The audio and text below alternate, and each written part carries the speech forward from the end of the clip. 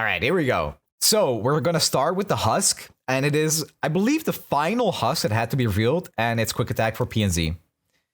Just like every other day, still no idea what Eve does, but that's what we're going to find out tomorrow. So we know all the keyword for the Husks. Quick Attack seems to be a pretty good one. However, Evelynn, Kai'Sa seems to be the deck that they're pushing, and giving Quick Attack to Kai'Sa, not really that desired, but on everything else, like the 3-1 Quick Attack, giving, or the 3-1 Spell Shield rather, giving that Quick Attack is pretty damn good. All right. Next card. Evil Imperfectionist. Pick a card in hand, create 4 exact copies of it in your deck, and reduce their cost by 1. This is the Perfectionist from a different timeline? Wait. It's Jhin. It's literally Jhin. I'm gonna be honest, the art kind of looks like this is a custom card. This almost looks like a custom card. So this is counterfeit copies on a stick, and that's usually actually pretty good. This is a good card. This is an actually pretty damn good card. You're gonna do a lot of stuff with this. It looks fake, but this is like counterfeit copies and Parade Electro Rig actually playable. Hexite buff, oh yeah, Hexite Crystal, you're gonna love hitting that with this. For sure. I mean, I'm also gonna love hitting this on the Kahiri, so he doesn't just keep dodging my predicts, and I always draw my Kahiri instantly, so this will be a good target to use that on. All right, yeah, this is the evil clones he always talks about. All right, good way to start, good way to start. Next card, Salvage Scrap, 2 mana burst from PNZ2. To play, discard up to 2 cards, create that many followers from your region that cost 1 more, and reduce their cost by 1. That's really spicy. That's really, really spicy. Oh my god. That's really good for Jhin too. For Jinx, I mean. That's so strong actually. Wow. You can even choose how many you want to discard. So if you discard 1, you get 1 follower. If you discard 2, you get 2 followers, and their cost gets reduced by 1. Yeah, oh, Lossel is really interesting too. 8 drops are generally pretty good. But it is from your regions. I don't know how many good 8 drops there are in Noxus PNZ. That's a spicy card. This is pretty RNG, but this is a fun card to play with. This is the kind of RNG high roll card that I want to put in my decks. All right. Glory's Call costs 2. Oh, it's 6 mana burst from 3 mana. Costs 2 less for each different Ascended ally you've played this game. Manifest a card from the Emperor's deck with cost 9 or less. I like how they put this last part with cost 9 or less, so it's not just like the rally card that summons Nasus at Renekton level 3. Cost 2 less for each different Ascendant ally if you played this game. So normally you have 2 of those. So for 2 mana, you can manifest a card from the Emperor's deck. It's about time we got a way to get the Emperor's deck's cards, right? This is a pretty good card. You play both your champions and you have 2 mana burst, manifest a broken card. I actually really like this. If you play a 3 Ascended deck, which some people have, I never think it was the optimal way to play, but I've seen people do like 3 Renekton, 2 Xerath, 1 Azir or something like that. This becomes 0 mana. But even without that 0 mana, just paying 2 for a broken card is pretty worth it. This is really, really good. Really good card. Pretty scary, actually. And the final cards are hopefully revealed too. Yeah, looks like it. All right. Open, open, open. All right, this is a great card. So far, pretty damn good. Sneezy Biggledust, 4 mana focus from Bandle City. Give allies +1/+1 this round. If they're created, give them +2/+2 instead. If they're created, huh? Wait, isn't this like the Spirit Portal? Wait, you remember Spirit Portal? Isn't that just like this, but burst instead? I don't know. That might actually be focused too. This is pretty good. But it's only this round. Chomper support is really interesting. I think this is pretty good, but it's not that good. This is only this round. And a +1/+1 for 4 focus. Porokan, yeah, Porokan is interesting. I mean, it fits right into the Bandle City decks that have been good. But is it better than something like Yorlin Arms? You don't really need another Yorlin Arms that's like less good, right? Maybe a 1-of, sure. Like 4 mana is too much for this. I'm going to be completely honest. 4/3 Owlcats? Yeah, okay, that's true. Emperor's Divide? Yeah, Emperor's Divide into Sneezy Biggledust. That's the combo. I don't think this is that good. And I'm pretty happy for that. Nobody likes playing against these type of decks. 1 mana burst, Ransom Riches. Manifest a follower you can afford. Manifest a follower you can afford. So not from your region. Yeah, this is pretty good in Nami decks, isn't it? This is a good card in very specific builds for the decks. And the build for the deck that's good right now is Nami. And this card is extremely good. You love using this with a tune. Like, if you have 3 spell mana, you play this card, and then you play your Zap. You play your Nami. You play your whatever. This seems way too good for Nami decks. I'm trying to think where else could it be good. Because the pool of followers you can manifest is pretty big. You get it from Burblefish. Oh yeah, this is a Burblefish buff, actually. Followers you can afford. I still don't think there's like any way to abuse this outside of the Nami decks. Easy manifest for Pesky Spectre. Oh, okay. Yeah, Pesky Spectre support. Yeah, so you're really happy getting this from Coral Creatures, from Burblefish, from whatever else that generates a 1-cost card, and that's just good. Mirror Mage? Yeah, sure. Mirror Mage is pretty spicy. I think it's good for Nami. I don't think this is good anywhere else. The pool is way too high to make this consistent. You can manifest Farang, you can, but you can manifest a Leviathan with timelines, but that doesn't happen all the time. You can manifest a Dreadway with timelines, but yeah.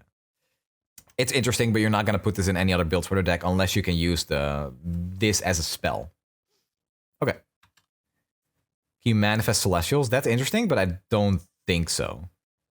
Usually those are just excluded from all the pools. So you can't make tokens. All right, Swindle. 2 mana burst from Bilgewater. Manifest a non-champion card from the opponent's hand. Plunder, I cost 1 less.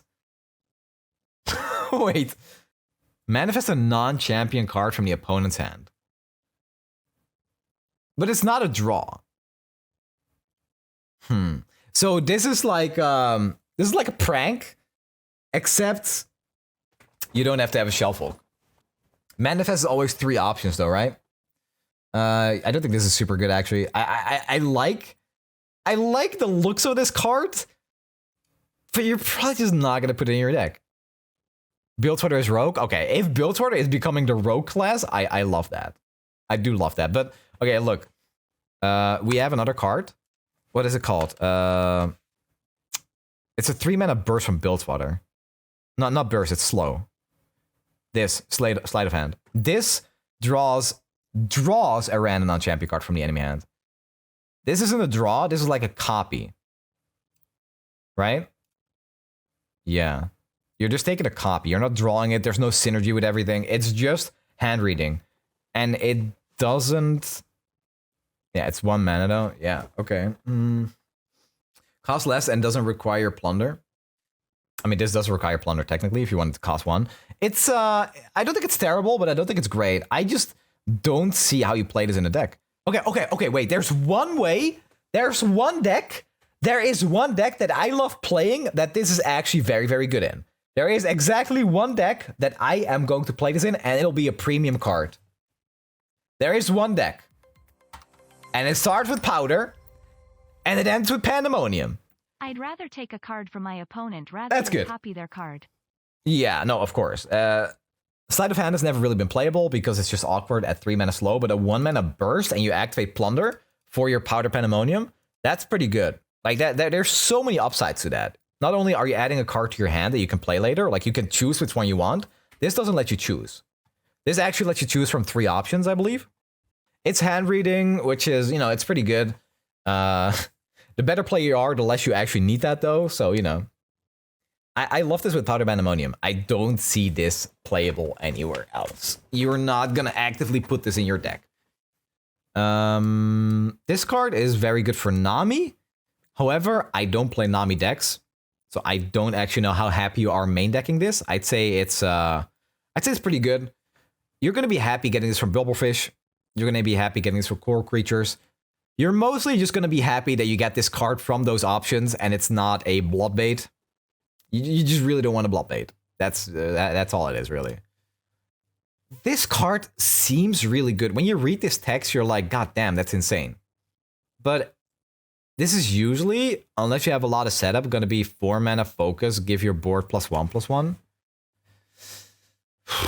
What's the other? The other card is called like Spirit Portal. To play, discard 1, grant all allies +1/+1. And this is a grant. This card saw no play, and I know it's awkward because of the discard, but this is for 1 round. Yeah, if chompers are still good, you might consider this as a one-off. This is good with chompers, and this is good with poros. This card will be playable with PNZ. Anywhere else, I never see this. But if Bandle City PNZ is still good, like the Yordle Arms deck, then yeah, maybe. Yeah, there's Inspiring Light from Demacia, right? Yeah. Okay. Not the worst card, but it's hard to main deck. Hard to main deck. Glorious Evolution. Glorious Evolution is not good enough of a card to make another potentially bad card work. Glorious Call. This is probably my favorite card of the entire reveal today. Because, I mean, come on. We finally get some access to the Emperor's deck. It's finally time that we get to generate something, manifest something that was usually like locked behind an impossible condition that you had to fulfill. Zeret Azir was pretty good, but let's be honest, when Zeret Azir ascended, when they restored to Sundisk, you had like 1, maybe 2 turns, and then the game was over. They would win because of Zeret just pinging and gunning down your board, and not because of the Emperor's deck. So the fact that this can actually give you something like that, that's pretty good. You can high roll with this like crazy. There are a lot of good cards in there. Is there a way to look at all the Ascended cards? Okay, let's see. Very good. This is a very good card to get because you get 2 Sand Soldiers that are 3/3s every single game. This is pretty good. You get 3 options, so you can play this card. Where is it? You can play this card at burst speed and then get like the Obliterate for a follower. Pretty good. This is also great for setup to end the game later. Eternal Gladiator is a bit expensive, but it is a very good card if you're ahead enough to actually play it. I mean, okay, sure. You're most of the time going to play this for 2 mana. And then if you get the Empress Prosperity, it's going to be a 4 mana, draw 2. That's like Whisper Words. It's not really that good. Empress Guard, I don't think this is good enough either, but it is a draw 1 plus a 5/4 Fearsome. Not terrible. Sandstorm, sure. You know, that can blow some games wide open. Not bad. Cards you're going to be... Wait, there's more. Yeah, the Landmark. I forgot about the Landmark. The Landmark can also be pretty good. The thing is, if you're playing this and you're playing your Ascended allies, you're probably already going to be playing Mona Shrima. And Mona Shrima can't really abuse this too much. They can't really use this that effectively. Mostly, when you play that card, you're going to be looking for the Emperor's Guard. You're going to be looking for maybe a Crumbling Sands to stabilize. You can use for the Shimmering Mirage for value. And I think the Golden Herald is by far the best option. No, you can't get the Ascendant's Call because it's 10. It's 9 or less. This card is easily the best outside of Mona Shrima. That is true. 100%. 100% true. The thing is, are you really going to be playing 2 Ascendants together? Maybe if you slow down Nasus Thresh enough, you can put this in as like a 4 mana burst speed, get a broken card. But we'll have to see about that. Okay. Salvage Scrap. This card I can see in a lot of decks. That's a lot of value, dude. That is a crazy amount of value. Like, just using this on Chompers is already insane value. Using this on Chompers, you get a 2-drop that costs 1. This is great for Jinx. You could play it in the fake Mona Shrima, Field Rush, Nasus, Renekton deck. It'd be really good there, yeah. Bart, Jinx love this. Oh, yeah, for sure. Yeah. Oh, right. It's a 3-drop that costs 2. You're right. You're right. It's a 3-drop that costs 2. So that's even better, actually. That's even better. That's actually just a really big upside. Yeah. I love this card. I would have to see how you actually play this, but I've been playing some Barkeep decks, and it's like insanely good there. But, you know, that's Barkeep. That's not really the best card in the world. But Jinx decks will definitely get an upgrade from this. And then this one, the Evil Imperfectionist.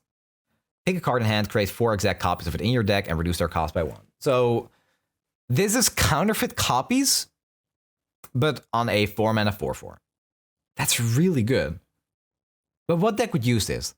If you play this in Echo Zillion, you use it on the Chrono Breaks, you use it on the Time Bombs maybe, you use it on your Hexed Crystals, you use it in Legends Treasure deck, so you can use it on Treasure Troves, absolutely, yeah.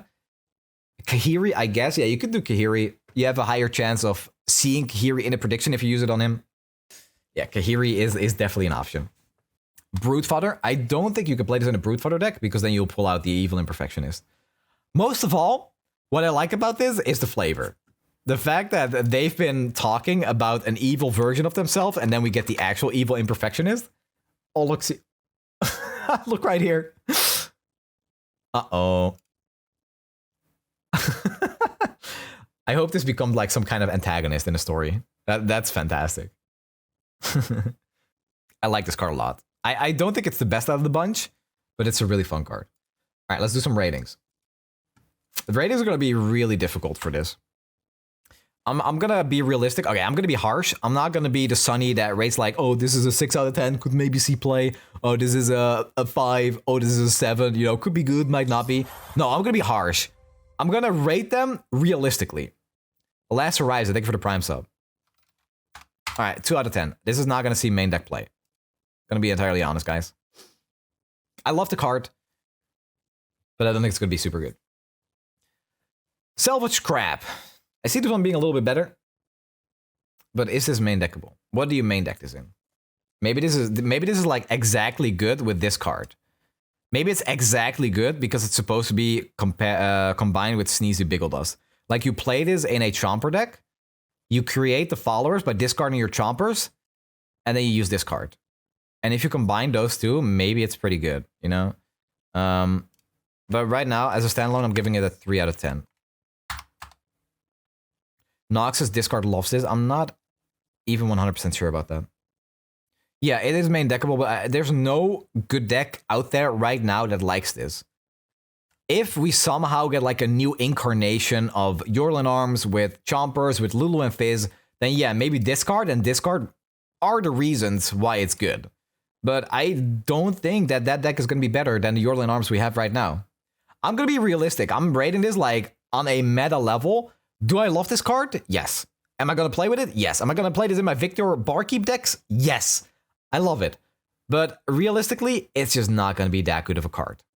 And that's how I'm rating it. Discard Cyan gives you maybe Captain Pharaon. Oh, true. Yeah, maybe. But maybe not. And those aren't really the odds you like. Okay, Sneezy Biggledust is also 2 out of 10. Might even be a 1 out of 10. Again, I could see Salvage Scrap and Sneezy Biggledust somehow making up like a cute deck that's going to be somewhat playable. Maybe like a tier 3 deck or something. Maybe there's more cards coming. Maybe this is just like Eve support. Maybe you want to use this on your Husks to buff them and then absorb their stats. No idea, man. I don't know. But we will find out. Right now, these are my ratings. Glory's Call. 3 out of 10. I want this card to be better, but this card is only good if you're playing Monashirima, and Monashirima does not need this card to win. It does not fit their game plan. They win by just spamming units, spamming landmarks, and getting their Zerath and Azir to level 3. That's how they win a game. If you're playing this outside of Monashirima, if you can somehow find a deck that is a Monashirima that includes 2 Ascended Champions, this is a very good card. This with Jace, though, I want that to be good, but I don't see it. Thank you so much. Zillion Zerath, I can kind of see it there, but they don't need this card. It just doesn't fit their game plan. You don't want to pay 4 mana for this. If you play 1 Ascended and you pay 4 mana to get this, the cards you can pick from are just not good enough. You're overpaying for that unit by 4. I'm actually going to lower this to a 2 mana. Because I think it's on par with the Evil Imperfectionist. I don't think it's better than that. I think you play this as a one-off for other decks. I don't think so. I really don't. I think it's actually just not nearly good enough for that as a one-off. If you want a one-off, play Ancient Hourglass or something. Play something that protects your unit. Play something that matters. Not a potential high roll that you can not even reliably use well. There's a lot of hoops you have to go through to make this card work. Okay. Ransom Riches. Yeah, this card is pretty good. You're trolling. If you think this card, this is not going to see any main deck. If this card sees any main deck play, I don't know. I'll give some subs in the chat. As soon as he plays in a tier 1 deck, I will give 20 subs. Yeah, this card is not playable with Jace at all. Not at all. Clip it. Yeah, go ahead, clip it. All right, Ransom Riches. Manifest a follower you can afford. Listen, again, I love this card. I'm happy it exists. I just don't think it's gonna be meta. I don't think it's gonna be good. Okay, this is good in Nami, and I don't see it being played anywhere else. So just for Nami, I don't play Nami decks. Okay, I have to think. Do I even want to play this in Nami? Would I play this in a Nami deck? I don't actually think so. I don't think you make room for this in a Nami deck. It's good if created, but that's not how we have to rate this card. It's really good if you create it, yeah. I'm being harsh, guys, but I'm being realistic, okay? I'm being very realistic for these cards. Created is amazing, right? Okay, we're gonna give it a 3 out of 10 because it's created. Because it's good if created. It is a good pool. Highest rating is a 3 out of 10? Yeah, I mean, I don't think you should be that unhappy about these cards. Like, these 3 are pretty sweet, and they have potential. No, sorry, this one. Not... Oh. You like Glorious Call, you don't like Sneezy Bigglelust. These 3 cards are pretty sweet. Yeah, if these are actually like support for Evelyn, then it's entirely possible that they're 10 out of 10s. But right now with the champions that got revealed, and us not knowing what Evelyn does, it is entirely possible that some of them are actually like 5 points higher than what I'm giving them right here. Okay, last one is Swindle. Swindle manifests. Okay, I actually like this card. I think Powder Pandemonium decks are really close to being playable. And this is a good card in that deck. It's, in fact, a very good card in that deck. Just because I have faith in Powder Pandemonium decks, I'm giving this a 6 out of 10. This card upgrades Powder Pandemonium decks. Where did the Harsh Sunny go? No, I think this is actually, this is a very big upgrade to Powder Pandemonium. And I think Powder Pandemonium was this close to being a very good deck. There were a few factors holding it back, though, like Thralls, like the Chomper decks just kind of being better than them. But if those decks get nerfed, which honestly they should, Powder Pandemonium can be a real deck. Maybe you could check back in a month and see how accurate ratings were. Okay, I can do that, guys. I can actually just record every single rating I've given and then come back next month and go back on everything I've said and see how close I was. I actually do like that. However, when a card sees no meta play at all, do you consider it a 1? Would that be a 1 if a card just doesn't see meta play? Like Glorious Call, I'm giving it a 2 because I see some potential. Like, maybe you play this as a 1-off in Mono Streamer, right? But if it doesn't see play at all, I guess it's a 1. And this card is an upgrade to Powder Pandemonium. That might honestly be a deck I played pretty early on in expansion. I love that deck. I had this phase, like, last month where in, like, 2 weeks' time, I uploaded, like, 3 Powder Pandemonium decks because I was having so much fun with it. Do it with the Worldwalker expansion cards. You know what? I don't hate that idea. I don't hate that idea at all. Because I'm probably not getting early access, let's be honest. I might as well upload, like, a fun video. Swindle is not a 6. I'm giving it a 6 because I think this is going to make Powder Pandemonium a better deck and a potential tier 2 deck. This is an upgrade to that deck. You can see your enemy's hand. How is that bad? Because you're paying 1 mana for it, basically. Seeing enemy's hand is not the reason to play this. Okay, yeah, it's 2 mana, sure. I mean, you're going to play this when you can pay 1 mana for it. You can pay 1 mana for it when you've plundered. You play this when you plundered. You don't play it before that. Unless you really need, like, some answer. This is a lot better than Sleight of Hand. Because Sleight of Hand is not burst. It is slow, and you can't choose what card you get. It does draw, though, so it helps for TF. That's about the only thing. Why won't you get early access? Are you in trouble? Yeah, I have a feeling that Riot doesn't like me very much. I think that might actually be it. Riot just has it out for me. That's probably what's happening. Any streamer got early? I haven't spoken with anyone in the LPP to know if Riot reached out to them. But last time when I made that post on Twitter, they haven't had any word from Riot. I'm waiting. If I don't get anything today, then I'm gonna assume that I don't get it at all. If I don't hear anything. Banned for super scouting the reveal. See, I didn't even do that. I didn't even play the Gwen reveal on stream when it was leaked. Sneezy Bigglelust has some big potential with Owlcat's deck. See, I agree. I think Sneezy Bigglelust can be an okay card if you're playing it with, like, this card in some kind of Chomper deck. Sure, Owlcats are pretty good there. Okay, we'll give them fun ratings too. Okay, we'll do fun rating. So this is entirely personal.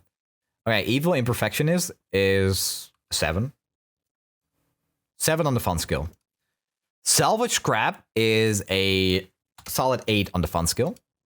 Sneezy Biggle Dust is a solid 2. I don't like those type of Battle City cards. Glorious Call is a 9. That's a fat 9 for me. Ransom Riches are... I don't really care that much about this card. It's like a 5. I don't think you're going to have that much fun main decking this because the variety is so high and you can't really like let it synergize with anything, but high rolling is always fun, and Swindle is like a proper 9. How would you rate LPP? LPP is a 10. Me not getting LPP is a 1. Casino card is always 7. You make a compelling point. Very true. Swindle is 100% meta card. I don't know. It doesn't draw, it doesn't synergize with anything. It shows your enemy hand. Yeah, so do pranks. So do pranks, and you don't even have to main deck pranks. You get a body with pranks, and Shellfolk was good, don't get me wrong, but you never played pranks just to get hand info. In fact, you never really cared that much about hand info. What deck would you play in early access? Keg OTK. I would play Mikhail's Blessing. I would play this card on the Keg and try to one-shot my opponent from it. That's what I would do. Right there. Do you not get a copy of it? You do. You get a copy of the card. OT Keg. Wouldn't Sneezy be amazing for Hecarim and Strike the Band? Not for Hecarim, because it's focus. Strike the Band is also ephemeral, so you don't really want to give them buffs. Riot, say no more, fam. This is what it takes. This is what it takes to get me early access. OT Keg. What really even benefits from knowing opponent's hand? Only aggro decks, but you can't pay mana for nothing in aggro? Yeah. Very true. That's a good point. Evelyn is tomorrow. Does Mikhail's unsilence a unit? Apparently it does. I thought it wouldn't, but they've confirmed on Twitter that it would. So yeah, if you use this on a Keg, you can use the Keg in combat. Love the Kegs, print Kegs, OTK with them. It's just giving them Overwhelm and OTKing, or Elusive. I don't think Salvage Scrap is a bad card. I don't think it's a bad card, but I don't think you can fit in any deck. Admiral buffing Keg is not useless, right? Any gameplay today? No, I'm going to end the stream pretty soon. I haven't mentioned this anywhere yet, but my back, I have serious back problems right now. I have a hard time walking. I'm trying to sit as comfortably as I can. I'm going to a physiotherapist tomorrow. My back has been killing me these last few days. And it's messed up because I started working out and stuff. Or I started just being more active. And that I started being more active because I didn't want to turn into a gremlin. And then this happened. And then I get the back problems that I was trying to prevent. It's actually, there is no justice. Have you tried 420 to lower the pain? I haven't, no. Because I don't really do that regularly, or at all really, so I don't want to do it just to relieve some pain. Even with that chair, yeah, the chair, honestly, I don't know, it might be even like what causes the problems, but I have been sitting like a gremlin in longer streams, like I just start going like this. Looking recovering, yeah, thanks guys. Again, tomorrow at like 11 a.m. I have an appointment, and I hope they can just like punch the pain out of me. But yeah, it's mostly for me just trying to be more active and actually figuring out how to be healthier, and then this. There's no better way to cripple oneself than deciding to stop becoming a gargoyle and working out. I had to say goodbye to my elbow for it. Really? That's actually really scary. Stretches usually help with back pain. Yeah, I've been doing that. Of course you have back pain. You disable posture check. Yeah, it's my own fault. Serious back problems from carrying LOR content creation, not getting any support from LPP. Yeah, it's all Riot's fault. Thanks, Obama. Thanks, Riot. It threw your back. Take it easy, start, man. Yeah, maybe I've been a little too. From doing nothing to doing everything is not great. Yeah, I gotta ease into it. I should have probably gotten like some kind of coach to do this, but